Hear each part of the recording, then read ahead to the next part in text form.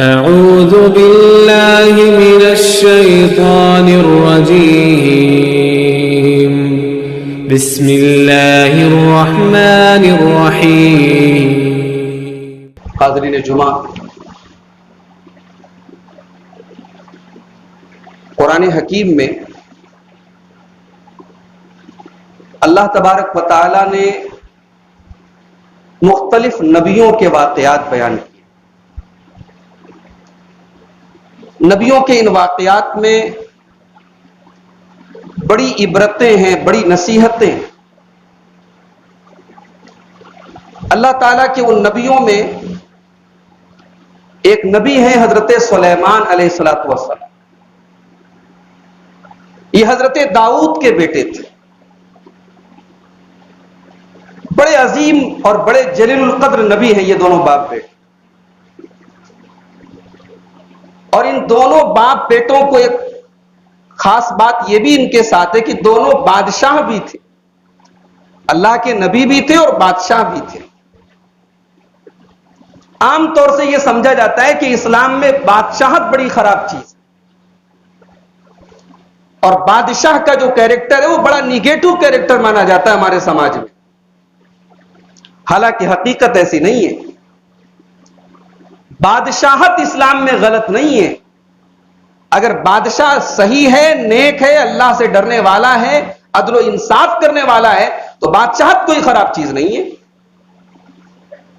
अल्लाह ताला ने कुरान में एक दुआ सिखाई हमें, कुलिल्लाहुम्मा मालिकल मुल्की, ऐ अल्लाह तू बादशाहत का मालिक है, तू तिल मुल्क मन तशा, तू जिसे चाहता है बादशाहत देता है, व तंज़िउल मुल्क मिम्मन तशा, और जिससे चाहता है बादशाहत छीन लेता है।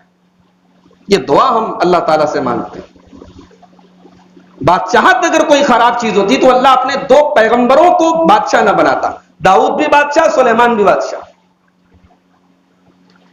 दाऊद अलैहिस्सलातु वस्सलाम, अल्लाह ने उनके लिए लोहे को नरम किया था।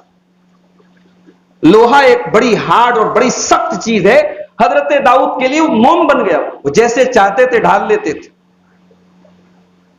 और हजरत दाऊद को अल्लाह ताला ने बड़ी खूबसूरत आवाज से नवाजा था।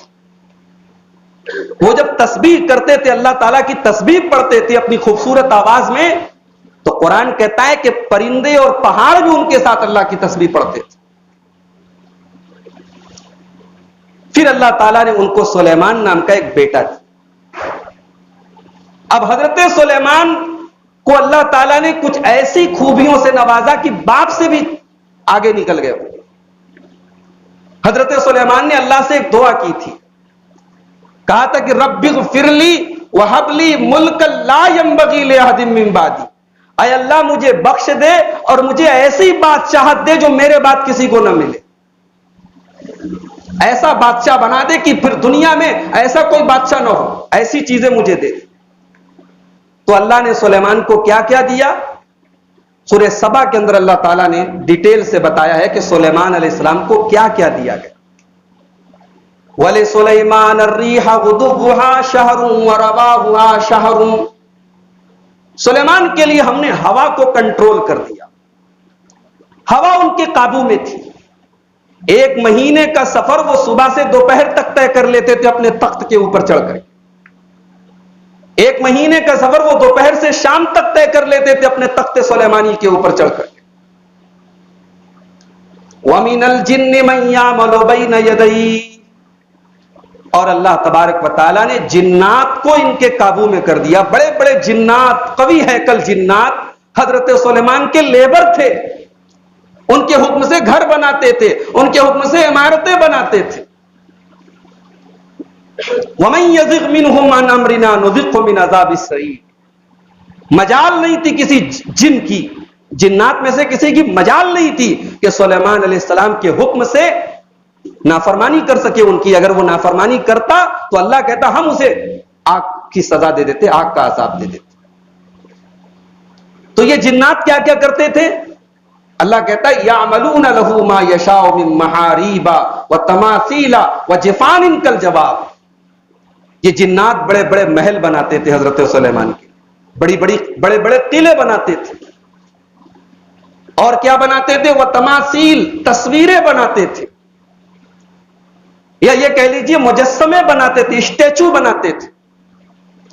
बहुत सारे उलमा ने लिखा कि हजरत सुलेमान अलैहिस्सलाम गैर जानदार चीजों की तस्वीरें बनवाते थे, पेड़ की तस्वीर बनाते थे, सूरज की तस्वीर बनाते थे, जमीन की बनवाते थे, मगर इसकी कोई दलील नहीं है कुरान और सुन्नत से। हो सकता है वो जानदार की तस्वीर भी बनाते रहे, उनकी शरीयत में जानदार की तस्वीर बनाना हलाल था, जायज था, हमारी शरीयत में हराम है। यूसुफ अलैहिस्सलाम के दौर में ताजीम के तौर पे किसी के आगे सजदा करना जायज था, हमारी शरीयत में हराम है। इसमें कंफ्यूजन की क्या बात है भाई? हमारी शरीयत आखिरी शरीयत है। बहुत सारी चीजें पिछली शरीयतों में जायज थी, हमारी शरीयत में जायज नहीं है। तो सुलेमान अलैहिस्सलाम तस्वीरें भी बनवाते थे जिन्नात से। वजिफान इनकल जवाब, और बड़े बड़े टब बनवाते थे, लगन। और कितने बड़े बड़े वो टब होते थे?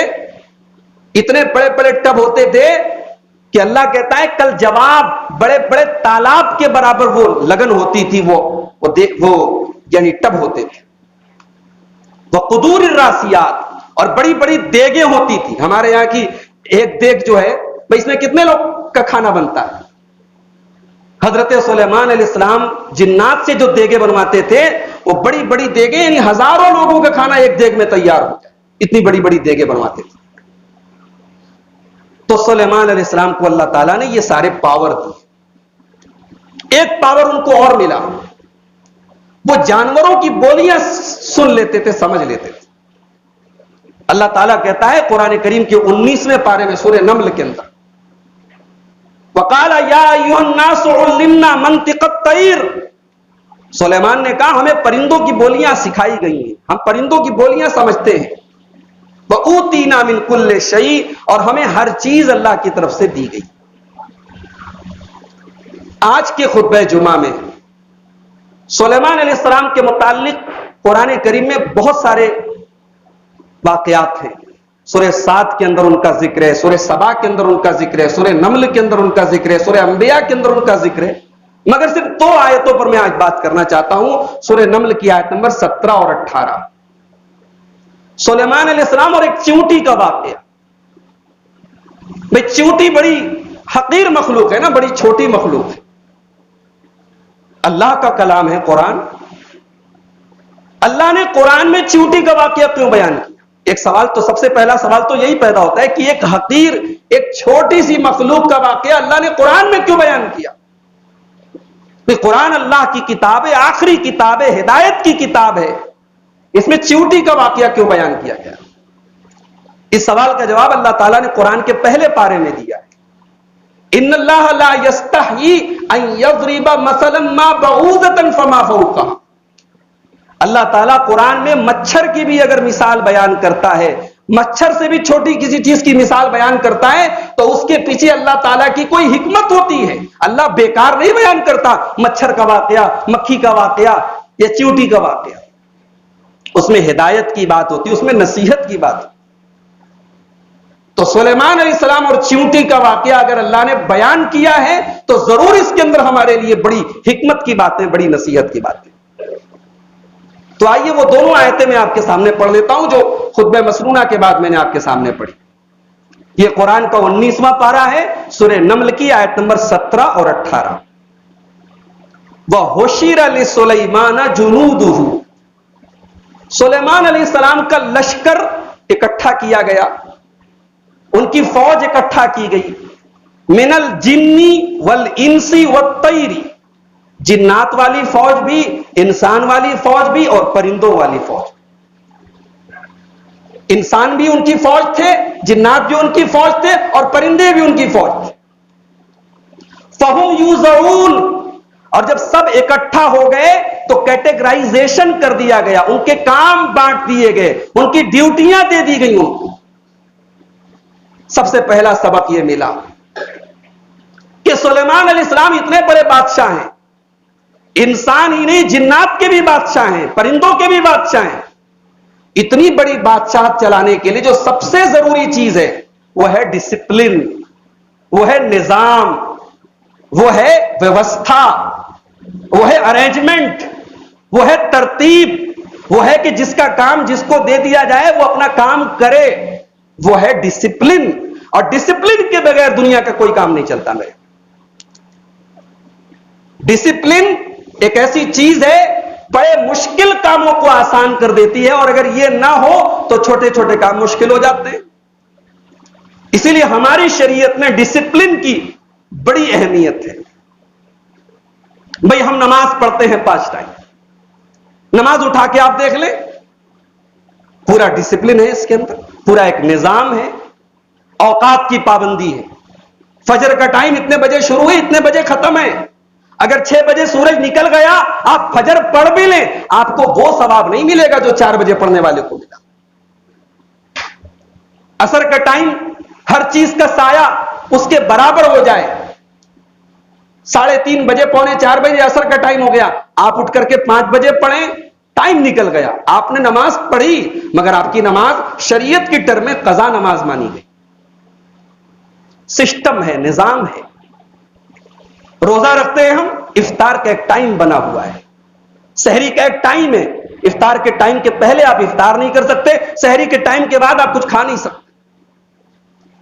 नमाज में सफ लग रही है, सफ में भी डिसिप्लिन होना चाहिए, कोई आगे कोई पीछे। हमारे यहां माशाअल्लाह सफें लगती हैं, लोग कंखी उंगली मिलाते। भाई ये कौन सी हदीस में आ गया कि कंखी उंगली मिलाई जाए? कोई इतना लंबा पैर फैला लेता है, कोई बिल्कुल सिमट के खड़ा हो जाता है। ये सब बेहूदगी है, ये डिसिप्लिन के खिलाफ है, ये निजाम के खिलाफ है। सब में आप उतनी जगह लेकर के खड़े हो जो आपकी बॉडी और आपके स्ट्रक्चर, आपके बदन की जो साइज है, आप उतनी जगह। ज्यादा पैर फैलाना, माफ कीजिए, हमारी जमात को बहुत सारे लोग बदनाम कर दिए, अहले हदीस लोग बड़ा पांव फैलाते। हम ज्यादा पांव नहीं फैलाते, जो ज्यादा पांव फैलाता है वो सुन्नत के खिलाफ करता है। कम फैलाना भी गलत, ज्यादा फैलाना भी गलत। सफे भी बराबर हो, सीधी हो, लेवल के बराबर। तो इस्लाम सबसे ज्यादा डिसिप्लिन वाला दीन है मेरे भाई। हमारा रब, हमारा परवरदिगार, उसने ये कायनात डिसिप्लिन के साथ पैदा की। सूरज की मजाल नहीं। अगर सूरज को अल्लाह ने हुक्म दिया है कि वो 6:40 पर आज गुरूब होने वाला है, सूरज की मजाल नहीं। लश्शम्सु यंबगी लहा अन तुद्रिकल कमर वलल्लैलु साबिकुन नहार, अल्लाह ने सूरह यासीन के अंदर कहा। सूरज की मजाल नहीं है वो अपने टाइम से आगे पीछे निकल जाए। चांद की मजाल नहीं वो अपने टाइम से आगे पीछे निकल जाए। हवाओं की मजाल नहीं वो अपने अल्लाह के हुक्म के बगैर चल जाए। ये कायनात डिसिप्लिन पर चल रही है, और हम और आप डिसिप्लिन वाले दीन के मानने वाले। मैदान जिहाद में, मैदान जंग में भी हमारी शरीयत कहते हैं डिसिप्लिन होना चाहिए। अल्लाह ने कहा कि हम उन बंदों से प्यार करते हैं युकातिलून फी सबीलिल्लाहि कान्नहुम बुनियानुम मरसूस, जो हमारी राह में ऐसे लड़ते हैं जैसे सीसा पिलाई हुई दीवार खड़ी कर दी जाए। यानी मैदान जिहाद में भी अहले ईमान का जो लश्कर होता है वो डिसिप्लिन वाला लश्कर होता है। मुसलमान हज करने जाता है, खाने काबा का 7 तवाफ करना है, हजरे अस्वद से शुरू करना है, हजरे अस्वद पे खत्म करना है। आगे पीछे नहीं कर सकते आप। 7 की जगह 8 करेंगे तवाफ सही नहीं, 7 की जगह 6 करेंगे तवाफ सही नहीं। सफा मरवा के दरमियान 7 बार दौड़ना है, 7 की जगह 6 नहीं चलेगा। 10 तारीख आई जिलहिज्जा की, पहले बड़े वाले शैतान को कंकरी मारना है, फिर बीच वाले को, फिर छोटे वाले को। जिस दिन जो तरतीब बताई गई आप उस तरतीब के उलट नहीं कर सकते। अरफात में कहा गया मगरिब तक रहो, सूरज डूब गया, अजान का टाइम हो गया, मगरिब आपको अरफात में नहीं पढ़नी, वहां से चलो मुजदलिफा में चल के पढ़ो। कंकरी मार रहे हैं आप, कंकरी की साइज भी बता दी गई, पत्थर की साइज बता दी गई कि वो चने के बराबर वो कंकरी हो। वो जूता चप्पल उतार के जो मारते गलत करते, सुन्नत के खिलाफ करते। तो भाइयों अफसोस की बात है, नबी का मानने वाला डिसिप्लिन का पाबंद होता है, और हमसे ज्यादा अनडिसिप्लिन कोई कौम नहीं इस वक्त पूरी दुनिया। हमारे किसी काम में डिसिप्लिन नहीं, हमारी मस्जिदों में डिसिप्लिन नहीं, हमारे मदरसों में डिसिप्लिन नहीं, हमारी जिंदगियों में डिसिप्लिन नहीं। सुलेमान अलैहिस्सलाम का वाकया अल्लाह बयान कर रहा है, कह रहा है फहुम यूज़ऊन, उनके लश्कर में डिसिप्लिन था, जिसको जो काम दे दिया गया वो काम कर रहा है। अब आगे बढ़िए, कुरान का 19वां पारा सूरह नम्ल आयत नंबर 18, हत्ता इज़ा अतौ अला वादिन नम्ली। सुलेमान और उसका लश्कर आगे बढ़ा, चलते चलते ये लोग चींटियों की बस्ती के पास से गुजरे। एक जगह से गुजरे जहां चींटियां रहती थी। जब ये चींटियों की बस्ती के पास से गुजरे, कालत नमलतुन, तो एक चींटी ने कहा, अय्युहन नमलुत या अय्युहन नमलुत खुलू मसाकिनकुम, ऐ चींटियों अपने अपने घरों में दाखिल हो जाओ, ला यफ्तिमन्नकुम सुलेमान व जुनूदुहु, कहीं ऐसा ना हो कि सुलेमान और उसका लश्कर तुम्हें पीस डाले, तुम्हें खत्म कर डाले, वहुम ला यशकुरून, और उन्हें एहसास। यही आयत है सूरह नमल की आयत नंबर 18, इसी पर बात करनी है। सुलेमान अलैहिस्सलाम चींटियों के पास से गुजरे तो एक चींटी ने कहा, अब यहां अल्लाह ताला ने कुरान में जो लफ्ज इस्तेमाल किया है, अरबी ग्रामर के एतबार से मुअन्नस का लफ्ज इस्तेमाल किया। कालत नमलतुन, शी एंट ने कहा, यानी कोई वो चींटियों में जो मुजक्कर होता है, जो नर होता है, उसने नहीं कहा, मादा ने कहा, चींटियों की मादा ने कहा। और आज जदीद साइंस की तहकीक ने भी बता दिया कि चींटियों में जो चींटियों की क्वीन होती है, जो रानी होती है, वो शी एंट होती है, वो मादा होती है। नर उनका राजा नहीं होता है, मादा उनकी रानी होती है। तो चींटी ने कहा, उनकी रानी ने कहा, क्या कहा, ऐ चींटियों अपने घरों में दाखिल हो जाओ। एक लीडर, एक कायद, एक कौम की रहनुमाई करने वाले की क्वालिटी मालूम, उसे अपनी फिक्र ना हो, उसे अपनी कौम की फिक्र हो, उसे अपनी रियाया की फिक्र हो, उसे उन लोगों की फिक्र हो जिनका वो जिम्मेदार है। वो अल्लामा इकबाल ने कहा है ना, निगाह बुलंद सुखन दिल नवाज, जां पुरसोज यही है रखते सफर मीरे कारवां के लिए। जो मीरे कारवां हो, जो काफिले का सिपे सालार हो, उसकी निगाह बुलंद होनी चाहिए। अभी सुलेमान का लश्कर दूर है, लेकिन चींटियों की रानी पहले से अपनी कौम को मुतनब्बा कर रही है, भाई देखो सुलेमान आने वाले हैं, कहीं हमको रौद न दे। तो अल्लामा इकबाल कहते हैं निगाह बुलंद होनी चाहिए, सुखन दिल नवाज, और गुफ्तगू ऐसी होनी चाहिए जो दिलों को खींच ले। गुफ्तगू में मोहब्बत होनी चाहिए, गुफ्तगू में नरमी होनी चाहिए। और जां पुरसोस, जो लीडर हो, जान उसकी मजबूत होनी चाहिए। मौका आए तो अपनी जान की बाजी लगा दे, ऐसा ना हो पीठ फेर के भाग जाए, ऐसा लीडर होना चाहिए। यही है रखते सफर मीरे कारवां के। वो चींटियों की जो रानी थी, वो खुद गर्ज नहीं थी, ऐसा नहीं किया उसने अपनी बिल में घुस गई, अपनी कौम की फिक्र नहीं, अपनी रियाया की फिक्र नहीं, पहले अपनी कौम की फिक्र है, पहले अपनी रियाया की फिक्र है। अहले ईमान की एक सिफत अल्लाह ताला ने कुरान में बयान की, वयुसिरूना अला अनफुसिहिम वलौ काना बिहिम खसासा। अहले ईमान वो होते हैं, अल्लाह के नबी के सहाबा वो लोग थे कि अपने ऊपर, अपने दूसरों, अपने भाइयों के हक पर अपने हक को कुर्बान कर देते। अंसारी साहबे किराम, मदीना के अंदर रहने वाले अंसार साहबे किराम के बारे में यह आयत नाज़िल, उन्होंने अपने मुहाजिर भाइयों के लिए अपने हुकूक को कुर्बान कर दिया। एक मौका ऐसा आया, माले गनीमत का हिस्सा अल्लाह के रसूल लगा रहे थे, कुछ लोग नए नए इस्लाम लाए थे, अल्लाह के नबी सल्लल्लाहु अलैहि वसल्लम उनको ज्यादा हिस्सा दे रहे थे। मदीना के अंसारी साहबे किराम को थोड़ा मलाल हुआ, थोड़ा रंज हुआ कि हम कुर्बानी दे रहे हैं, हम लड़ रहे हैं, हम मर रहे हैं, हम कट रहे हैं, और हमें हक कम मिल रहा है, और जो लोग अभी नए नए मुसलमान हुए हैं उनको ज्यादा मिल रहा है। अंसार साहबे किराम में सुबगाहट होने लगी, नबी के खिलाफ शिकायत का लबो लहजा आपस में इस्तेमाल होने लगा, भाई नबी हमारे साथ इंसाफ नहीं कर रहे। अल्लाह के नबी को पता चला, आपने ऐलान किया जितने मदीना के अंसार साहबे किराम है सबको इकट्ठा करो। सारे अंसार साहबे किराम इकट्ठा हो गए, नबी ने खुतबा दिया, और खुतबे में नबी ने ऐसा खुतबा दिया कि हदीस के अल्फाज हैं, तमाम के तमाम अंसार साहबे किराम जो वहां बैठे थे दहाड़े मार मार के रो रहे थे। नबी ने कहा कि ऐ मेरे सहाबा, मैं आया था, मेरे पास कुछ नहीं था, तुमने मुझे अपने घरों में ठिकाना दिया, मेरे पास पैसे नहीं थे, तुमने माल से मेरी मदद की, तुम अगर चाहते मेरा साथ ना देते, मुझे छोड़ देते, तुम्हारा एहसान है। बताओ तुम इस बात का इकरार करते हो कि नहीं करते हो? है अल्लाह के रसूल कैसी बातें कर रहे हैं। अल्लाह ने हमको हिदायत दी, हम इस्लाम लाए, हमने आपकी मदद की, हमने इस्लाम की मदद की।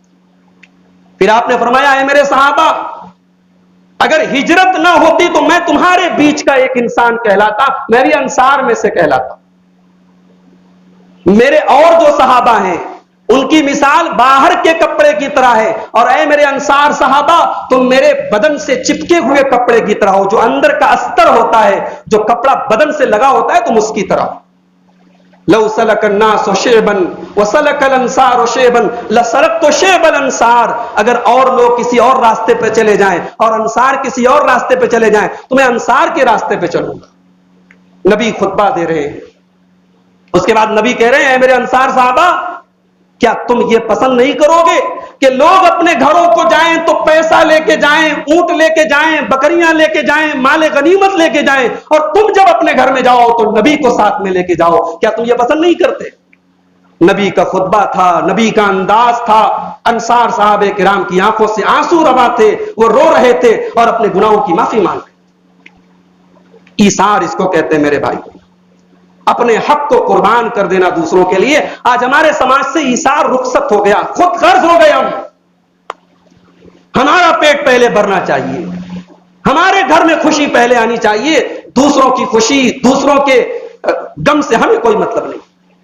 वो चींटियों की, वो एक हकीर सी मखलूक है चींटी, उसने हमें सबक दिया कि अपनी फिक्र बाद में, अपनी कौम की फिक्र पहले होनी चाहिए, अपनी रियाया की फिक्र पहले होनी चाहिए।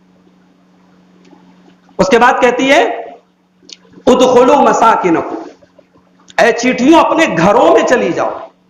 घर को अरबी में क्या कहते हैं? बैत कहते हैं। बैत, बैत उसकी जमा आती है बुयूत।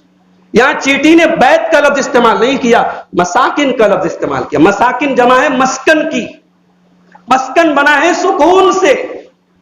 यानी चींटी ने यह सबक दिया कि ऐ चींटियों तुम अपने मस्कन में चली जाओ जहां तुम्हें सुकून मिलता है।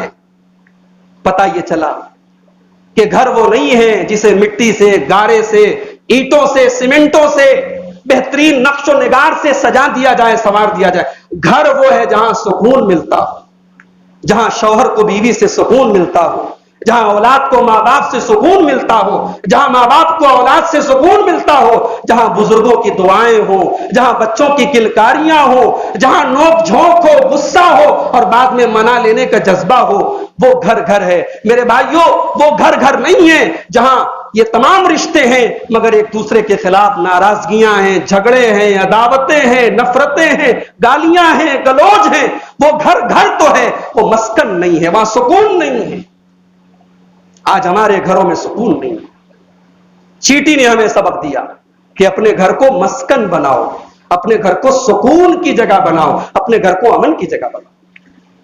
उसके बाद कहती है, ला यहतिमन्नकुम सुलेमान, ऐ चींटियों कहीं ऐसा ना हो कि सुलेमान तुमको पीस डाले, तुमको रोक डाले। सुलेमान इतने बड़े पैगंबर हैं, हजरत सुलेमान भी नहीं कह रही है, नबी भी नहीं कह रही है, बादशाह भी नहीं कह रही है।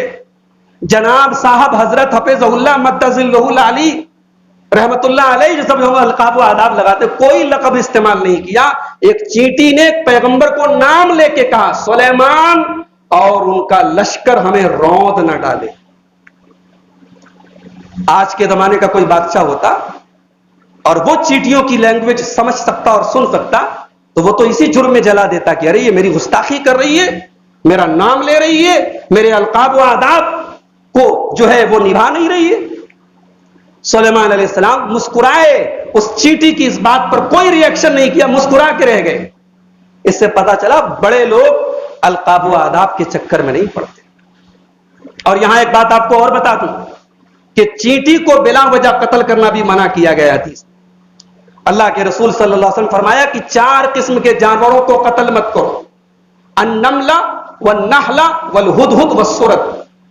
चींटी को, शहद की मक्खी को, हुदहुद को, और एक चिड़िया होती है जो गौरैया का शिकार करती है, गौरैया बाज उसको कहते हैं, इंग्लिश में उसको स्पैरो हॉक बोलते हैं, उसको भी कत्ल करने से मना किया। बुखारी की रिवायत है, एक नबी का गुजर एक चींटियों की बस्ती के पास से हुआ, एक चींटी ने उनको काट लिया, नबी ने हुक्म दिया पूरी चींटियों की बस्ती को कत्ल कर दिया गया, जला दिया गया।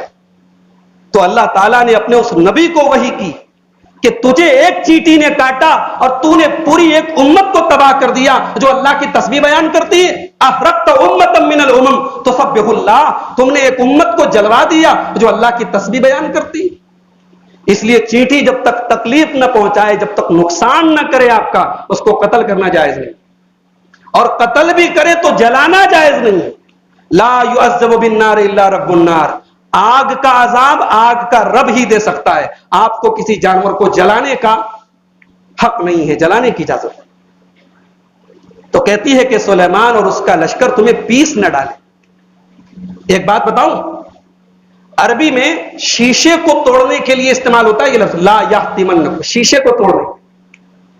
साइंस कहती है कि चींटी के जो ऊपर का जो स्ट्रक्चर होता है वो बड़ा मजबूत होता है, उसमें बहुत सारे ऐसे पार्ट्स होते हैं जो बड़े मजबूत होते हैं, वो शीशे के जैसे मजबूत होते हैं, शीशे के अज्जा उनके अंदर पाए जाते हैं। तो अल्लाह ताला ने यहतिमन्नकुम का लफ्ज इस्तेमाल किया। चींटी ने कहा कि सुलेमान और उसका लश्कर तुम्हें पीस न डाले, वहुम ला यशऊरून, इस हाल में कि उन्हें एहसास न हो, यानी जानबूझ करके सुलेमान हमें नहीं पीस सकते। सुलेमान को पता चल जाए कि मेरे पैर के नीचे चींटी आ रही है, सुलेमान जानबूझ करके हमें नहीं रोक देंगे, नादानी में ना समझी में वो हमें रोक सकते हैं, जानबूझ करके नहीं रोक देंगे। एक नुक्ता यह मिला कि एक नबी और नबी के मानने वाले एक चींटी पर भी जुल्म नहीं कर सकते।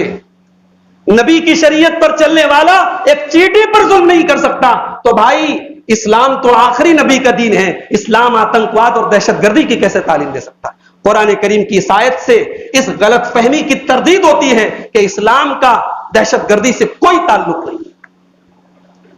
अरे इस्लाम तो वो दीन है, अल्लाह के नबी फरमाते हैं अल मुस्लिमु मन सलिमन नासु मिन लिसानिही व यदिही, मुसलमान वो है जिसके हाथ से और जिसकी जुबान से सारे लोग सेफ हो, किसी को तकलीफ ना पहुंचे।